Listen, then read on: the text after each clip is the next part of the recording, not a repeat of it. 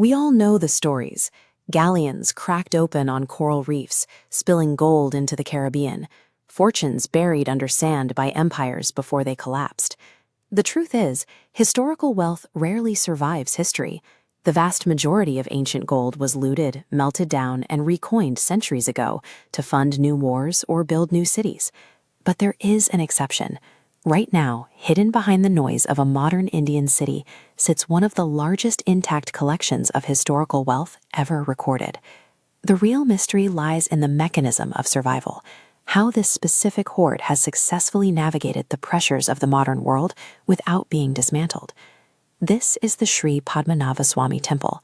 For hundreds of years, it has served as the physical guardian of that legendary accumulation. It operates as an active place of worship, but when you look closely at the architecture, you realize it is built like a fortress. This towering entrance is called a gopuram. It acts as a spiritual beacon for miles around, but its dense stone foundation also serves as a heavily fortified gate. It forces a question: what exactly requires this level of permanent, monumental security? To understand the sheer scale of the holdings inside, we must map the defensive layers designed to conceal them, moving step by step from the outside in. Once you pass through the gates, the chaotic energy of the street drops away. The interior courtyards are highly controlled, traditional spaces. This diagram shows the layout of a South Indian temple, highlighting restricted, concentric rings of security. As exterior walls dim, the isolated innermost sanctum appears. Shifting to a vertical cross-section reveals the true secret: subterranean vaults carved into the bedrock, directly beneath the main deity. There are no laser grids or digital keypads down here. The security relies on thousands of tons of solid stone walls and massive ancient iron doors. The entire complex functions as a deliberate funnel. It is an architectural machine designed to draw devotion inward while keeping physical threats locked out. Those subterranean rooms weren't filled overnight by a sudden discovery. They are the result of a slow, continuous flow of offerings spanning hundreds of years. You're looking at generations of daily donations from ordinary citizens, massive royal tributes, and gold from merchants sailing the ancient spice routes. What makes this system unique is a strict religious law governing the site. Once an item was offered to the deity, it could never be sold, melted, or spent.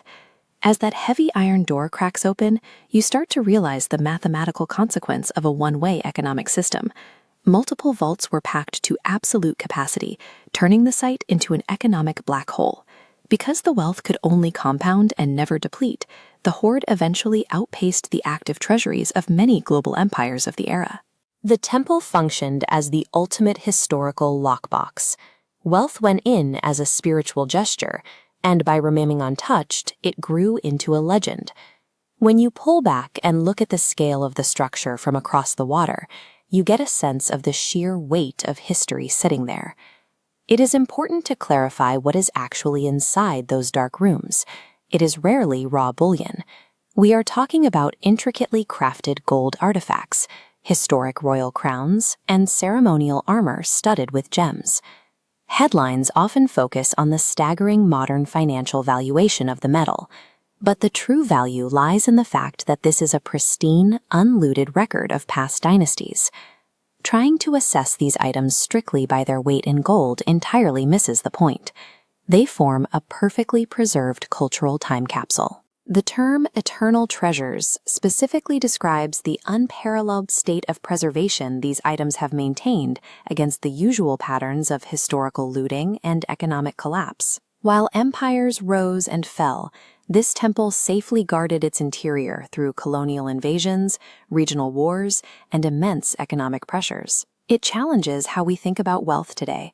It proves that vast fortunes can be maintained simply by a collective agreement to declare them sacred and strictly untouchable. The Sree Padmanabhaswamy Temple stands as a physical testament that an enduring vault is built from stone, iron, unbroken faith, and a very long memory.